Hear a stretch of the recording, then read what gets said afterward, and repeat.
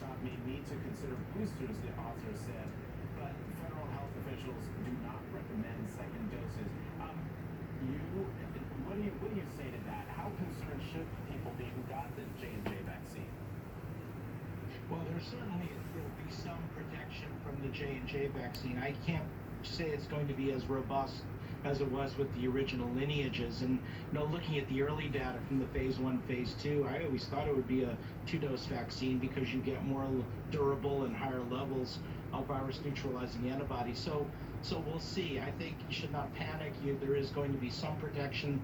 The studies that people are quoting are small studies that are not even based on clinical trials. They're based on laboratory studies looking at levels of virus neutralizing antibody, showing that it starts to drop off against Delta, just like it did against the South African variant. But even then, there was some protection against the South African variant. So no reason to panic yet, but there's going to have to be some discussions between FDA, CDC, and the manufacturers about the potential for a second dose down the line, I would think.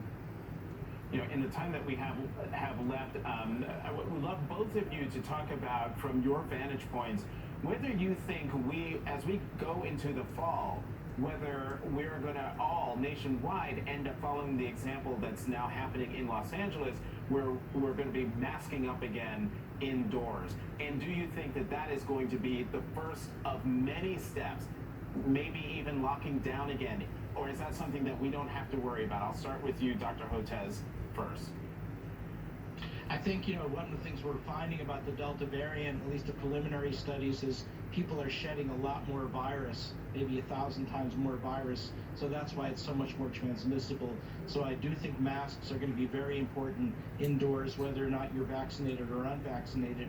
And how things go really depend on how well you're vaccinating your community. So in the Northeast, where most adults and adolescents, almost all the adults and adolescents are vaccinated, I think they're going to weather this pretty well. Where I am in the South, especially some of these states like Louisiana, Mississippi, only 15% of the adolescents are vaccinated, 30-40% of the young adults. Because of this defiance, tragically, we're not going to do well. I think, but we're going to see Delta accelerate.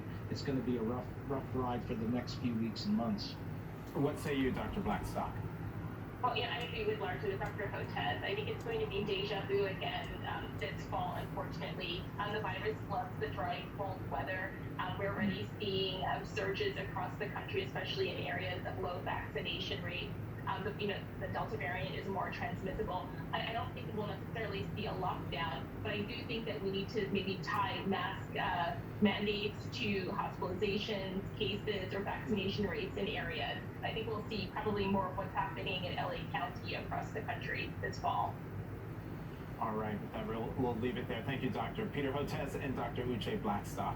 Still ahead, a bombshell-packed new book on the disastrous final year of the Trump administration. Stay with us.